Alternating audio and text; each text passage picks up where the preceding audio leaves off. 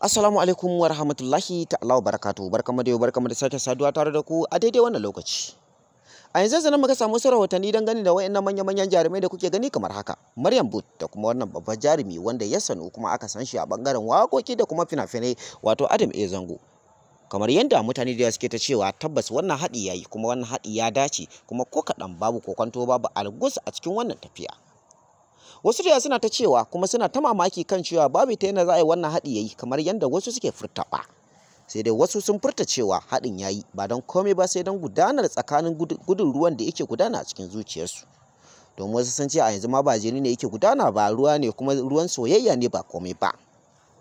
Wasu da suna ta cewa Adam Zango zai auri wannan jaruma ne ba don komai ba sai don ya yaba da hankalinta da tunaninta kuma da iliminta.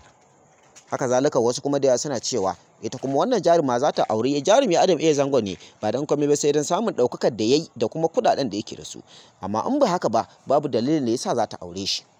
Kuma kamar yadda wasu maziga kuma makusantanta suke ziga ta kan cewa idan ma ya aure ta ta sani cewa ta yi ƙoƙari ta dage kuma ta samu abin da za ta samu a cikin ƙanƙanin lokaci. Domin idan bata samu ba ta sani cewa a koda yaushe fa zai iya daga mata red card kamar yadda duniya ta bayyana cewa jarumi Adam Zango yana da matukar aure saki a cikin halayen ɗabi'un rayuwarsa. Kuma kamar yadda wasu da yawa suke cewa jarumi Adam Zango mutum ne wanda yake masifar son mata, hakan ne yasa wasu da yawa suke cewa har yanzu fa hankalinsu bai kwanta da alakarsu tsakaninsu da wannan yarinya ba. Sai dai wasu da yawa kuma sun kara da cewa jarumi Adam Zango wasu da yawa sun tabbatar da cewa iyayen wannan yarinya sun mishi iyaka da ita kan cewa ya daina zuwa gurinta fira ko kuma ya daina kiranta ko ina, ya fara bari tukuna sai an sa rana ko kuma an ɗaura auren, in ya so sai ya ɗauke ta ya kai ta duk inda yake so. In ba haka ba kuwa suna matukar jin tsoro kada wani abu ya zo ya biyo baya ko kuma ya ci muryar ganga ya yadda koranta, yanda wasu da yawa suna yi mishi wannan matukar zargin. Akwai wasu jarumai da suka goyi bayan hakan kuma suka ɗaura gindi akan hakan, sai dai ba samu goyon baya ba, wasu kuma sun samu goyon bayan, inda a yanzu za ku ji sunayensu kamar yadda za mu furta a yanzu ba tare da ɓata lokaci ba. Sai dai kafin nan ina mutanen da suke yawan ɗaukar nan ba mu kira mu dangane da cewa suna so za mu buɗe musu sabon YouTube channel. Ina sababbin mawaƙa waɗanda suke so waƙoƙin su sai suna su ma su zama celebrities a faɗin duniya. Sannan kuma bugu da ƙari ina waɗanda suke harkar comedy ko manya-manyan fina-finai ko kuma ƙananan fina-finai waɗanda su ma suke so su yi suna su zama celebrities a faɗin duniya. Sannan ina waɗanda kuma suke harkar bidiyoyi na kasuwanci, waɗanda suke yin bidiyoyin kasuwancinsu domin su dinga ɗorawa akan YouTube channel domin su ma a san su a faɗin duniya, a dinga neman kayayyakinsu.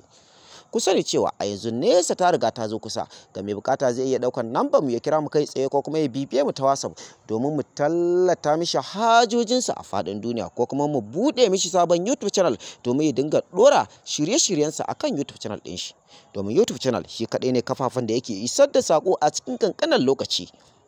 Haka zalika ina 'yan kasuwa wanda suke sha'awa za mu tallata musu hajojinsa a faɗin duniya.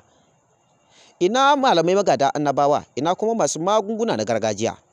Ku sani cewa akwai dubban mutane waɗanda suke buƙatar tallafi irin naku, ga buƙatar wanda yake so za mu tallata ma hajojinsa a faɗin duniya ko kuma baiwar da Allah ya mishi, zai iya ɗaukar nambar mu ya kira mu kai tsaye ko kuma ya bibiye mu ta WhatsApp. Sannan bugu da ƙari na waɗanda suke kasuwanci a gidajensu, ina kuma waɗanda suke kasuwanci a shagunansu, ina kuma waɗanda suke harkar transport wato ya wace kenan, sannan kuma ina waɗanda suke da kamfanonuwa.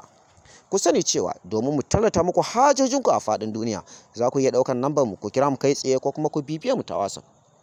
A gurguje dai ba mu da lokaci, ku ci gaba da bibiyar mu domin jin sirrikan jaruman Kannywood mata da kuma maza.